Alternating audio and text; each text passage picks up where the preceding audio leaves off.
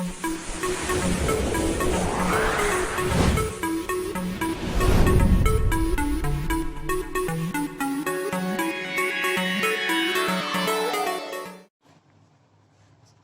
afternoon, everyone. So today we are going to explain the compound interest, in which the last topic is brain teaser. Here we will discuss about the problems, some important problems of brain teaser of secondary school, secondary mathematics, DAV Public School of class 8 standard. So now the question says here, I have taken the question number, brain teaser question number 3. Okay. So question number 3, a man had 75,000 rupees. He invested 35,000 rupees in a company which pays him 9% interest per annum. एक आदमी है जिसके पास total है 75,000 rupees, ठीक है.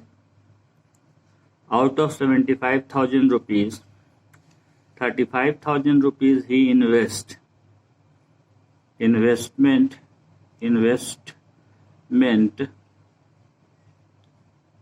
in a company.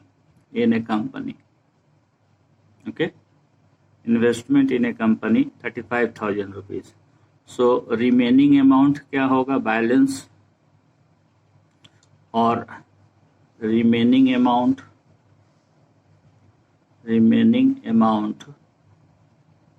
is equal to 75,000 minus 35,000. Is it clear? So it is equal to 40,000 rupees. 40,000 rupees. So in 35,000 rupees, 35,000 rupees को invest किया है, रेट परसेंट है 9% पर एनम, ठीक है. And he invested rest of money यानी 40,000 in another company, ठीक है, another company में. एंड द अनदर कंपनीज जो है, another companies page him 9.5% rate of interest. तो अनदर कंपनी जो है पे कर रहा है 9.5% compound interest. Find the total compound interest received by him after 2 years. So 2 years के बाद में, इसमें पहला वाला में भी 2 years और दूसरा वाला में भी 2 years, तो 2 साल के लिए दोनों को दो कंपनी में अलग अलग इन्वेस्ट किया है, यानी 2 ठो इंटरेस्ट मिलेगा और दोनों जो इंटरेस्ट होगा उसको हम लोग ऐड कर देंगे तो निकल जाएगा. तो हम लोग आते हैं, क्वेश्चन क्या है कि 75,000 रुपीज टोटल है एक आदमी के पास में, जिसमें से 35,000 रुपीज, यहाँ ध्यान दीजिएगा, 35,000 रुपीज एक ऐसे कंपनी में इन्वेस्ट किया है 2 साल के लिए जो rate of interest compound interest देती है 9%. और रिमेनिंग जो 75,000 रुपीज है उसमें 35,000 सब्ट्रैक्ट करते हैं तो 40,000 रुपीज को अनदर कंपनी में इन्वेस्ट किया है. वो दूसरी कंपनी इसको 9.5% रेट ऑफ इंटरेस्ट देती है और वो 2 साल के लिए. तो फर्स्ट केस में हम लोग आते हैं, case 1, compound interest from the first company. तो इसके लिए हम लोग ए से भी निकाल सकते हैं और इसके लिए हम CI लिख रहे हैं. CI is equal to P1 plus R by 100 to the power N minus P, ऐसे भी लिख सकते हैं आप. P हो गया आपका जाकर के 35,000 रुपीज फर्स्ट में, 1 plus 9 by 100 to the power 2 minus 35,000 ही घट जाएगा. अब इसको हम लोग लेंगे 35,000 109 हो जाएगा ये बाई 100, 109 बाई 100 ये हो गया -35,000, ये हो गया। तो यहाँ पे हम लोग इसको, यहाँ 3 जीरो है, यहाँ 2 जीरो, यहाँ 1 जीरो कटा। अब यहाँ पे कैंसल होगा 5 से, 5 7 जो 35, 5 2 जो 10, तो 7 इंटू 109 इंटू 109 बाई 2, ये हो गया -35,000, ये हुआ। अब हम लोग इसको मल्टीप्लाई कर लेंगे आफ्टर मल्टीप्लिकेशन, है ना। आफ्टर मल्टीप्लिकेशन जो आ रहा है वो 83,167 डिवाइडेड बाई 2, तो इसको 2 से डिवाइड कीजिए, तो 35,000 इसमें सब्ट्रैक्ट कर देंगे, तो ये आपका आ रहा है कितना, 4152 4 8 2 1 2 2 5 2 8 2 2 3 0.50, सो 35,000। सो ये सब्ट्रैक्ट करने पर हम लोग को आ रहा है यहाँ 583 और यहाँ कैरी 1 तो 6, तो 6,583 रुपया 50 पैसा। This is the first interest, compound interest, ठीक है। तो this is taken as I1। तो फर्स्ट केस में आपका जो फर्स्ट कंपनी है उससे ये इंटरेस्ट इसको मिलेगा, ये इनकम इससे होगा। अब सेकंड कंपनी पर हमको देखना है। केस सेकंड में देखिए कंपाउंड इंटरेस्ट, मतलब हम ले लेते हैं I2 from the second company.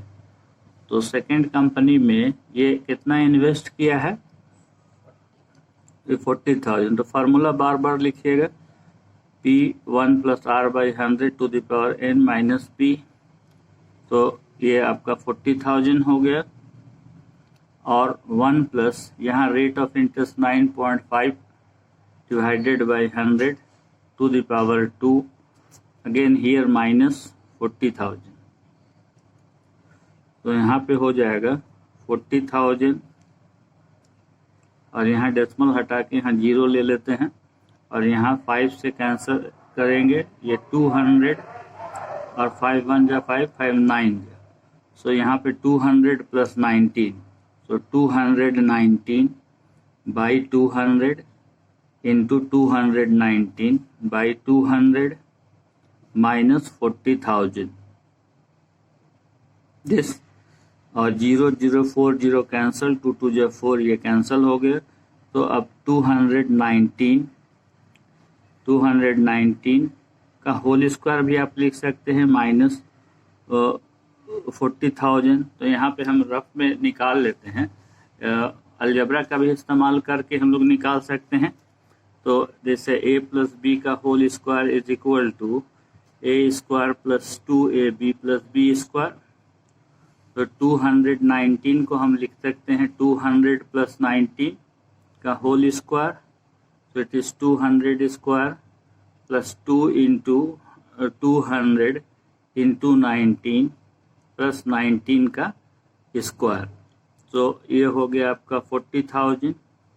ये आपका आ रहा है 9 2 2 जो 4 और 19 68,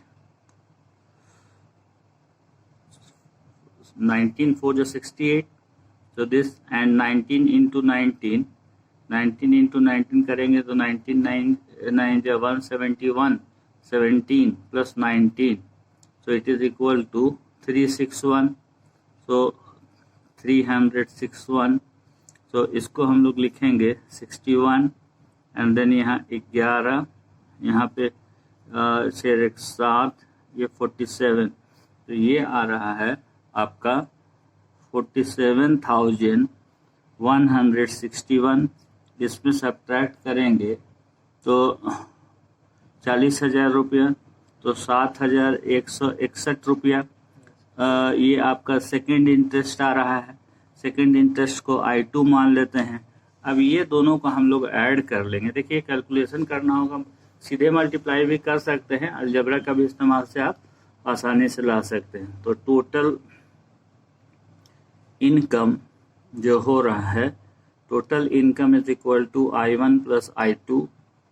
सो दिस इज इक्वल टू, पहला हुआ है 66,583.50 एंड देन 7,161.00 हम लोग इसको ले सकते हैं, तो इसको ऐसे ले लेंगे. तो यहाँ पे आपका 4 हो जा रहा है, यहाँ कैरी 14 हो जा रहा है, 1467 हो गया और ये 13, तो रुपीज़ 13,744 रुपीज़ 50 पैसे. तो इसको टोटल इनकम इतना होगा. तो hope you will understand it. तो इसमें कुछ करना नहीं है, उतना ज़्यादा डिफिकल्ट क्वेश्चन तो है नहीं, देखने में लंबा है. So kindly go through it. I am just explaining once again. तो फर्स्ट है क्या कि एक आदमी है जिसके पास में 75,000 रुपीज़ है, जिसमें से 35,000 रुपीज़ जो है उसको एक कंपनी में इन्वेस्ट करता है, जो कंपनी उसको 9% इंटरेस्ट देती है, कंपाउंड इंटरेस्ट 2 साल के लिए. 2 साल के लिए इन्वेस्ट करता है 35,000 रुपया. उसके बाद बचा 40,000 रुपये, तो उसको दूसरे कंपनी में इन्वेस्ट करता है जो रेट ऑफ इंटरेस्ट 9.5% देती है 2 साल के लिए. दोनों को एक ही मर्तबा 2 जगह इन्वेस्ट कर देता है. तो पहला वाला से आप कंपाउंड इंटरेस्ट निकालिएगा, उसमें प्रिंसिपल आपका 35,000 होगा, पी जो है आपका 35,000 हो जाएगा, और रेट ऑफ इंटरेस्ट आपका 9% होगा. और सेकेंड वाला उससे आपका I1 निकल जाएगा आपका जाके 6,583 रुपीज़ 50 पैसे. एंड सेकेंड केस में आपका I2 निकालिएगा, जो इंटरेस्ट है compound interest from the second company. तो उस समय से रिमेनिंग जो है उसको इन्वेस्ट कर रहा है. तो ये जो है आपका जा करके 40,000 रुपीज़ को इन्वेस्ट कर रहा है, और इसमें कंपनी दूसरी जो कंपनी है उसको प्रॉफिट देती है, ये रेट ऑफ इंटरेस्ट देती है आपका जा करके 9.5%. तो 9.5 डिवाइडेड बाई 100 है, पॉइंट हटा के हमने 0 रखा है 2 साल के लिए. तो उसके बाद कैलकुलेशन कीजिएगा तो I2 निकलेगा आपका. I2 हो रहा है 7,161. अब दोनों जो है आपका इंटरेस्ट को आप ऐड कीजिएगा, तो टोटल इनकम जो होगा, टोटल इंटरेस्ट जो होगा, इनकम यानी टोटल कंपाउंड इंटरेस्ट जो है उस आदमी का इनकम होगा. तो hope you will understand this answer of the question. So please, if you are understanding, you will go through till end of the video. Please like, share and subscribe, and please hit the bell button. Thank you. Bye bye.